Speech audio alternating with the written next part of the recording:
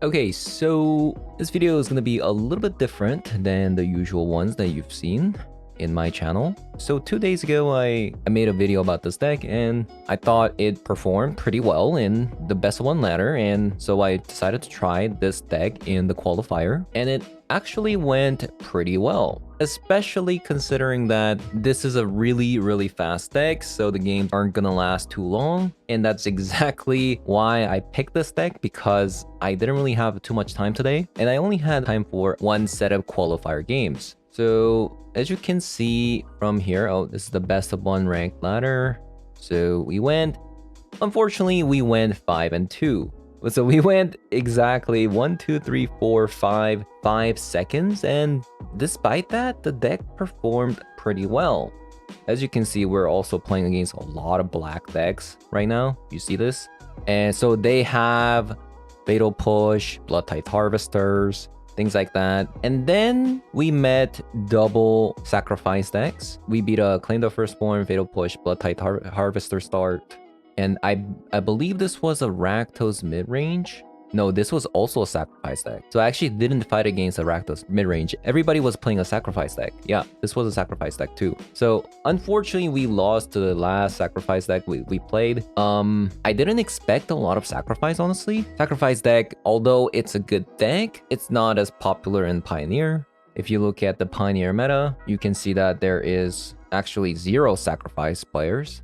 Oh, the version they play is Jund, and still like 0.7% of the meta. So I actually didn't expect a lot of sacrifices, since I also don't see a lot of sacrifice decks in the ladder. But even against a sacrifice deck, we played against a lot of sacrifice here, and we were able to actually pull through. Even this last game, I probably should have won. I think I made a mistake with the way I deployed my threats. And this Azorius control matchup that I lost to was due to a flood. I had a really great start with Skrelv and SRAM, but I just flooded to death. Like, I think I drew like 10 lands or something like that. Unfortunate. I will say that this deck has become, even without Loris, even without Core Spirit Dancer like in Historic, just because of Skrelv, the deck is just so much more powerful. So right now in this deck, I mean, we played against a lot of removal heavy decks. Having 4 copies of Skrelv and 2 copies of Selfless Savior really did help the deck leverage seemingly impossible matchup into a win. And then we had 2 copies of main deck Hushbringer. We did play against 1 Angel deck. From what I've seen from other people also playing this qualifier, there's definitely a bunch of Angel decks in the qualifier. Although we didn't draw Hushbringer against them, the Angel opponent I faced happened to have a slow start. But I mean, we also didn't have the greatest of start. We only had a copy of Skrelv here and Generous Visitor, and these 2 were enough to actually win the game. I was having some doubts about Generous Visitor in this deck before, but it actually was pretty decent. But I would say definitely the biggest weakness of this deck is probably Claim the Firstborn, since they can technically steal your creature into attacking for a lot of damage if you have a big enough creature. And that's actually how I lost my last game. But despite that, I mean, 5 wins, still get 6,000 gems. I just wanted to make a quick video about this deck, about its competitive viability. And just to emphasize again, I do strongly believe that the only reason this deck is actually performing as well it is all thanks to this card, Skrelv Defector Might. But anyways, that's going to be it for the intro. And I'll leave you guys with games that I played in the qualifier, and I'll see you guys all later. Bye-bye. All right. Okay, so we have to finish this quick. So we're gonna play Aura. Okay. What is going on here? This is April Fool's? Well, no SRAM or Light Paw, but we do have Generous Visitor and Scroll. Unfortunately, we can't cast Combat Research.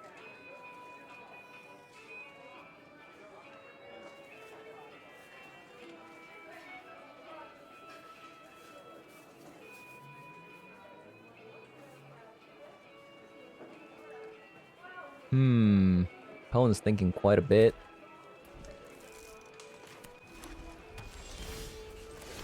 Plane. So if I know that opponent's playing like a non-interactive deck, I would actually just play out the Generous Visitor here, but since I think it could be a control deck, I decided to play the Skrelv instead.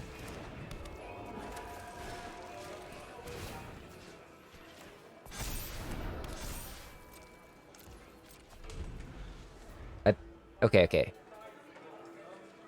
I think we could have also attached to Skrelv there. Oh, it's just Angel. Because Sentinel's Eyes? Okay, Grip Spoon was actually insane there. Let's actually attach Ethereal Armor and do a lot of damage. I doubt they're gonna block with the Resplendent Angel.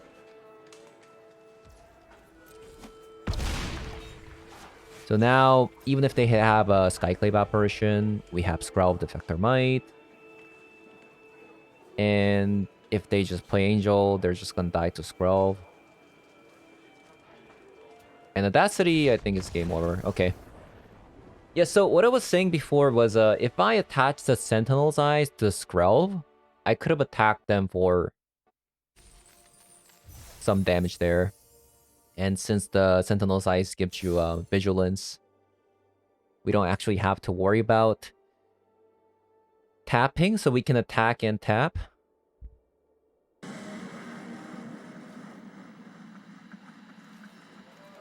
So I'm playing against Giganta. This could be a sacrifice. Okay, it is. Because I doubt anybody is playing this deck that I'm playing right now. So this is like literally the perfection. The perfect hand against the sacrifice or Rakdos midrange. Because we have... As long as we have more creature than their removal spell, we're gonna win this game. So that's the game plan. If you see a Giganta, they're probably playing either Rakdos midrange or a sacrifice deck. Then your hand must have more than one creature.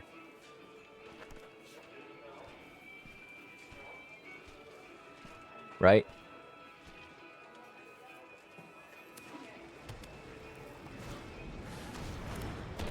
Okay, Mayhem Devil.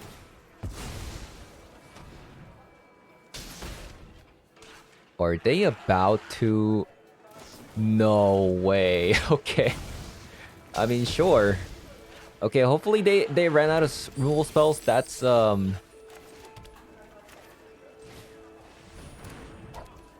mean... I don't think that... Okay, they don't have Fatal Push, that's for sure.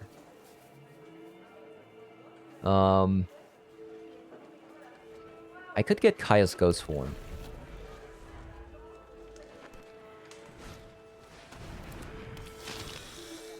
The other one I was thinking about is Combat Research in case they have another Mayhem Devil. The Combat Research is your legendary creature gets a Ward 1.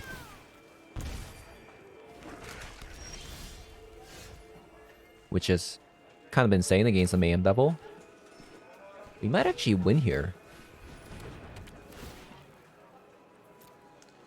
So we get the E3 armor. You always want to cast a 1-mana spell into grabbing the E3 armor, so you can, if you have another E3 armor, so you can get double E3 armor here. So that city is 4 damage right now.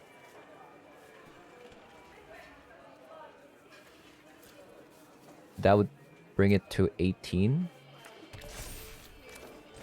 That should be a win, right? Oh yeah. Light Paw, what a card.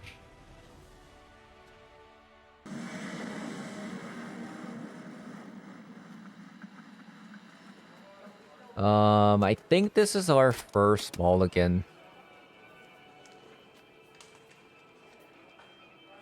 Even though we have a creature, Generous Visitor isn't a top priority.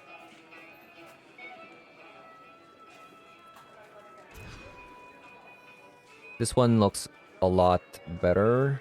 Still not as good compared to having like a light paw or SRAM.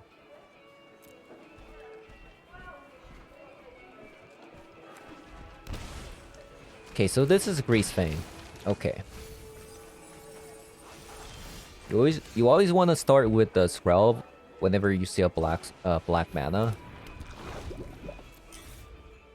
Since you want to protect our generous visitor here.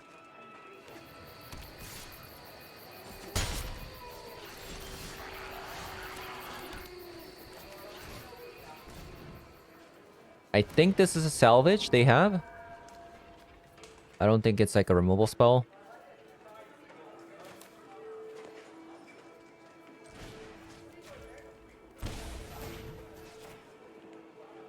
We'll just put the Sentinel's Eyes here. I know I can just put it on Skrelv, but I don't think doing 2 damage is gonna matter too much.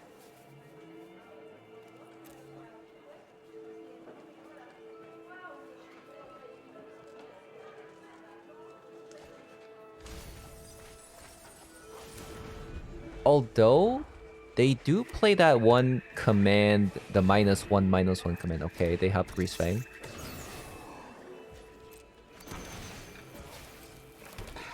Eska's Chariot, sure.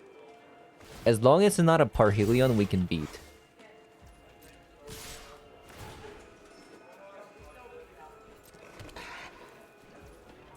Okay, that's fine.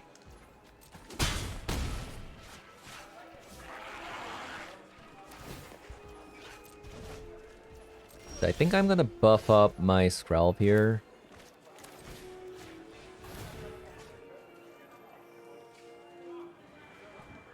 And I'll put the counter on the Skrelv.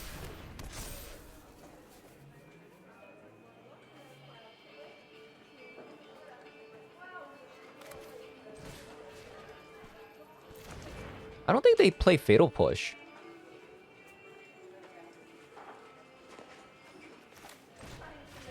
Yeah, I think I'm just gonna go ham.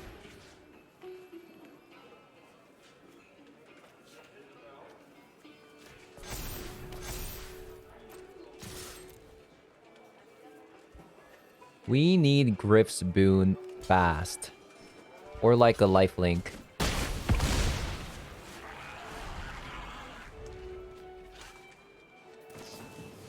Okay, Grizzly Salvage. Sure. Thank God. There's no Grease Fang. I mean, Parhelion.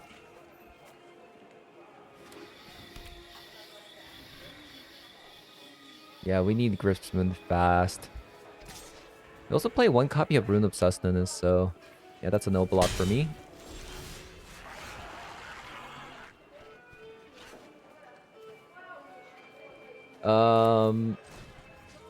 Let's just Sentinel's Eyes this, so we can always have the Skrelv Defector Might up for the Generous Visitor.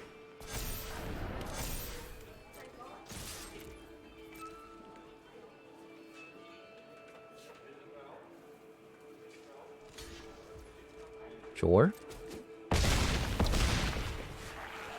Okay, we have the win next turn. So we can all that glitters and then activate the Skrelv into giving unblockable on the Generous Visitor for black. So they have to... wow, that is so greedy.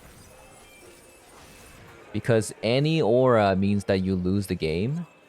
So they actually just gambled so hard there. They could have just played... yeah, they could have just played the Chariot, right? As a blocker. Yeah, I mean, doesn't matter what I play. They're just dead.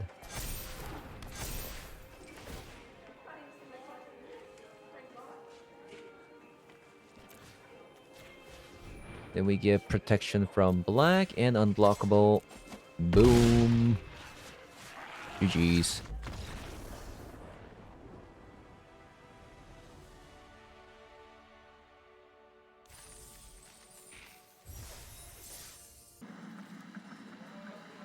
Okay, that's an easy keep.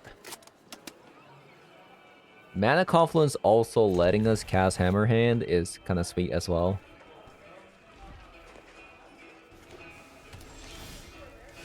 So I see an Izzet color, I immediately think creativity.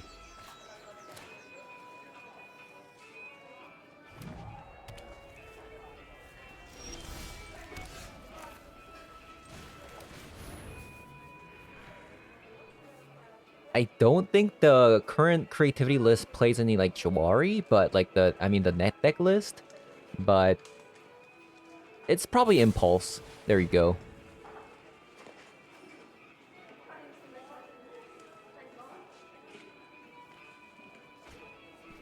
We might see a quick win here for me if Lightpaw survives. It is 100% doable to just win the game on turn 3 with Lightpaw. Okay, they do have Fire Impulse. I feel like they should have saved that, right?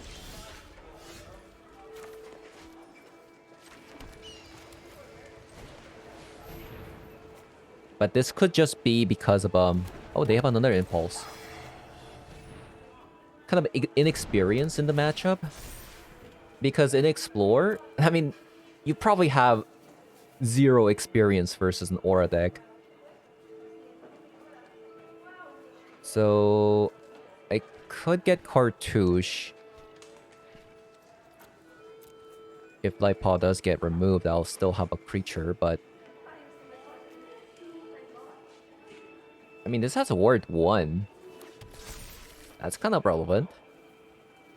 So, if they want to kill the Lightpaw, they'd have to pay 2 mana if they have double Impulse or...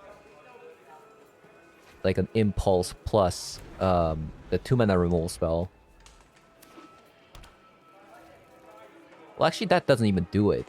They would need another mana to kill it if they have a 1 mana and 2 mana card.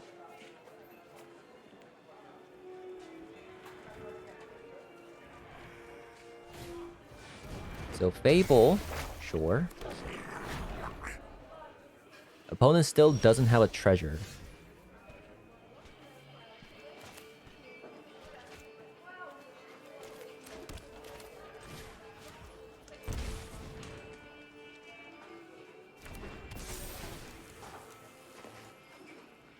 So we're gonna do that.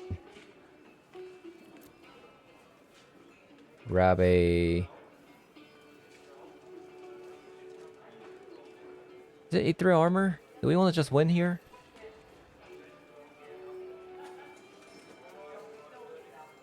I don't think we can win.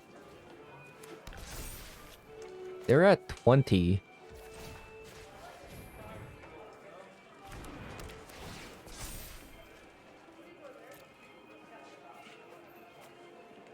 Audacity is 4 damage, so... No, we're missing 1 damage. No. If only these were playable cards.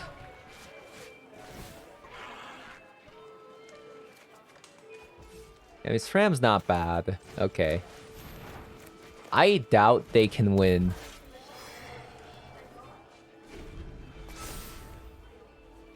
Man, if these were any playable cards, we would have won. So, they only have 1 target?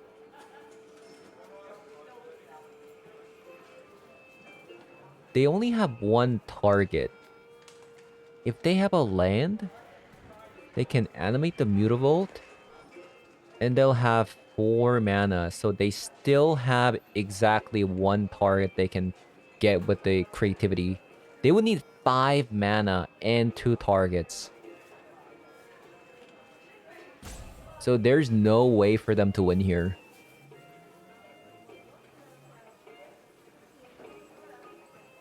What I can see is, okay, so if they can't win, they can do this play. They can attack with the Goblin, make a treasure. That's 5 mana, right? And then you animate the Mutavault. 1, 2, 3, 4. And if you have a mana, if you have a land, you can animate the Mutavault and then creativity both of them and then make infinite tokens as a blocker.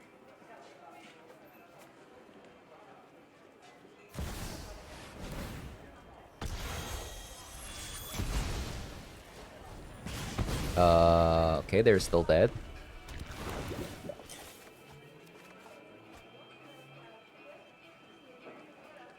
I guess, they didn't have a land.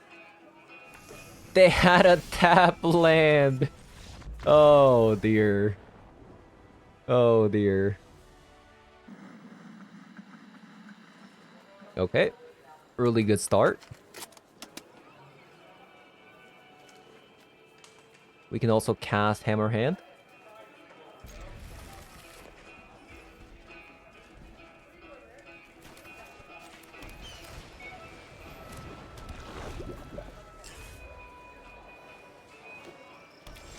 Blue-white control.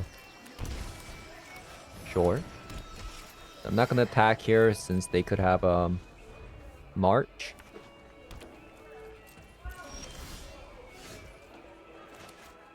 Yeah, we have a really good start.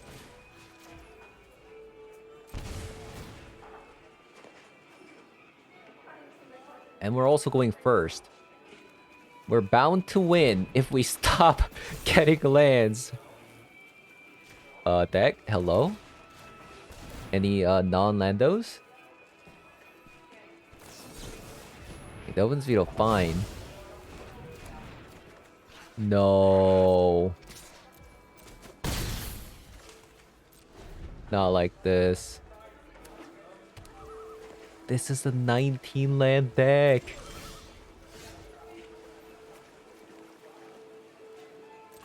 I think that's over.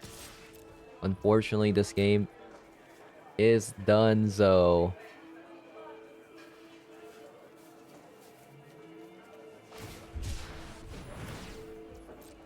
Because we really needed to do a lot of damage here and then draw. Although they didn't actually have,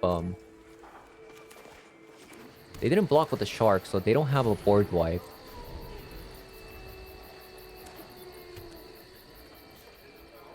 We might still be fine. Because we needed to draw a lot in case of a board wipe. So we can draw into another creature to be played next turn. Oh man, they just drew it. So lucky.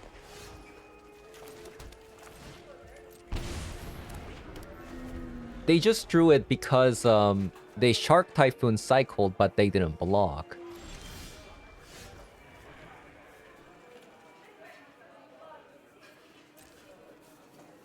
Big sad.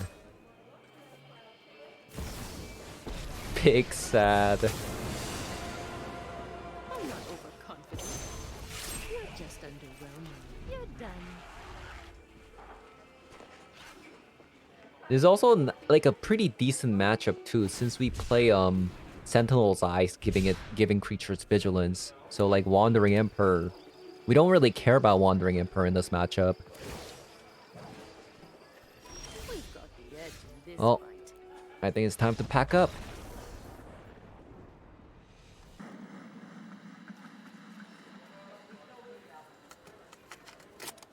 That's a mulligan. And that's a keep. I'm playing against a lot of Gigantas. What's happening?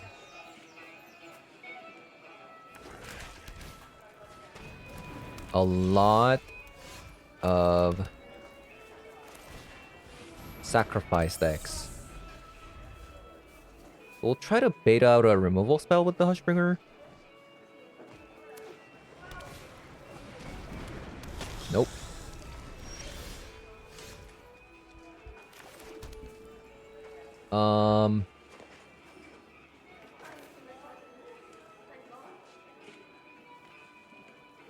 I mean, would they have... They wouldn't have played a Blood-Tithe Harvester if they had a removal spell. Because they wouldn't have gotten a token.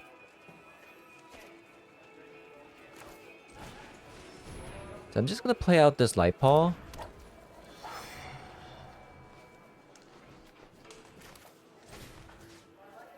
So unfortunately, this does kind of non-bow with Kaya's Ghost form. I think I'm just gonna grab the Hammer Hand and just go hit them for 5 damage here.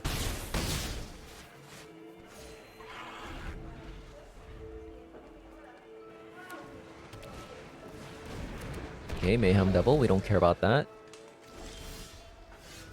Ooh, all that glitters. Do we have... We might actually have lethal here. So we'll grab another Ethereal Armor.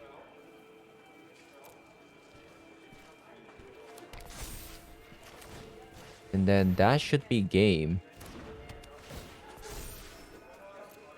Just get the flying. And it's that easy. It's that easy.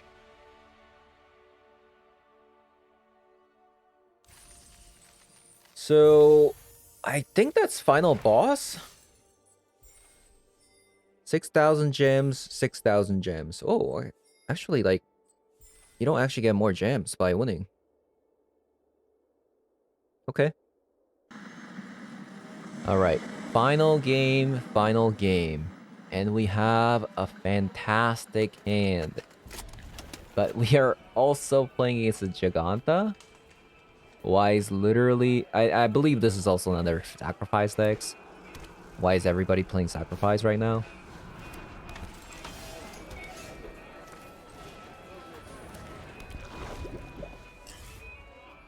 I'm actually surprised. I guess because... No, I don't know. I wouldn't say sacrifice is that great against Greasefang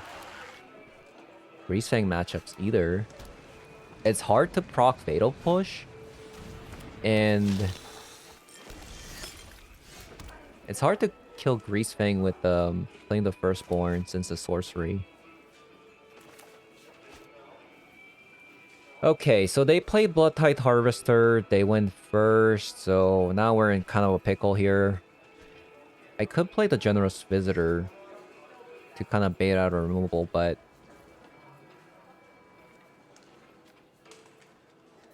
The prospect of playing Light Paw and just winning the game if they don't have a removal spell is insane. And even if the Light Paw does get removed, like, I still have Generous Visitor as a backup, which isn't the worst. So I guess I should make them have it, because we have a backup with Generous Visitor. And if they don't have a removal spell for the Light Paw, they just lose the game.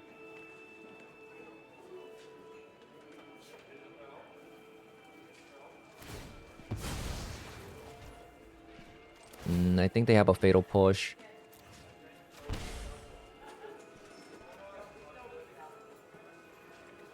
I don't like the sequence they did this.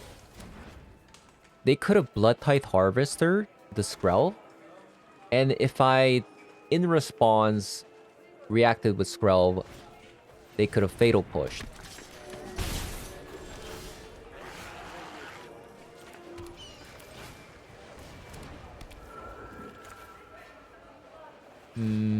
Unfortunate, but it is what it is.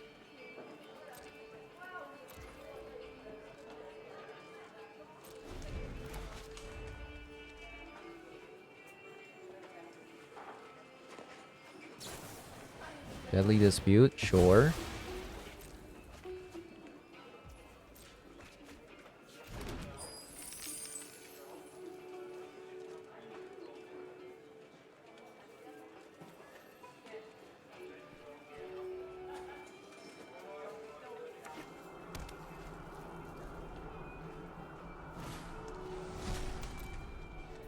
Wait, what? Do they have another fatal push?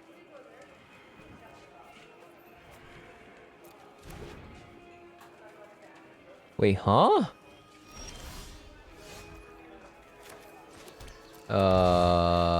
Okay. Sure.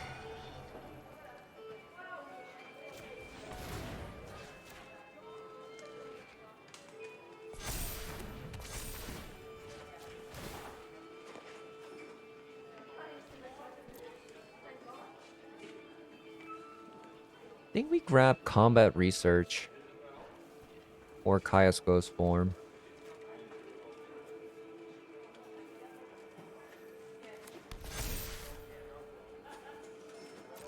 We are gonna win next turn.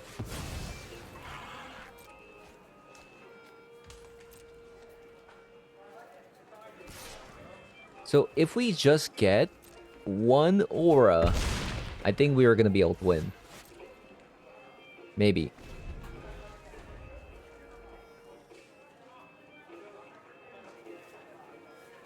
Maybe.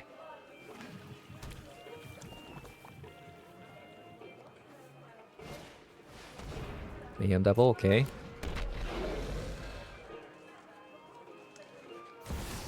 And a Croxa. I think that's a mistake for me. I should have put a counter on Skrelv.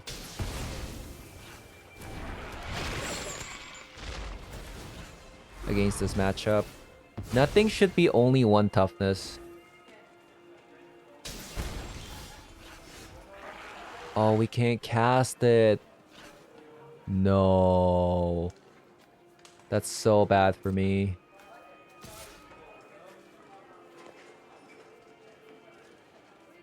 I think we have to attack with both. So I can draw a card. Man. If we could force them to block here, that would have been it.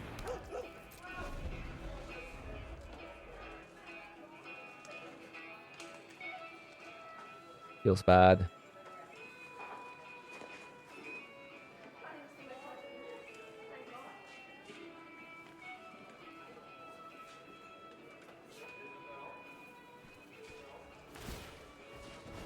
Okay, so opponent is digging.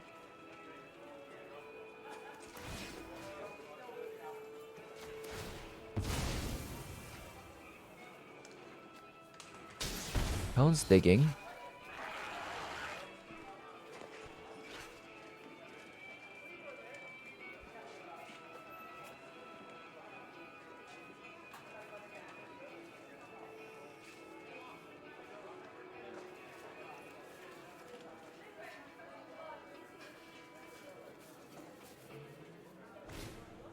Oh my god. I'm not sure if they top deck that. I think they did. Because I don't think they would have. Maybe not. I don't know. If I didn't sacrifice the dog, I would have been at 10. So, yeah.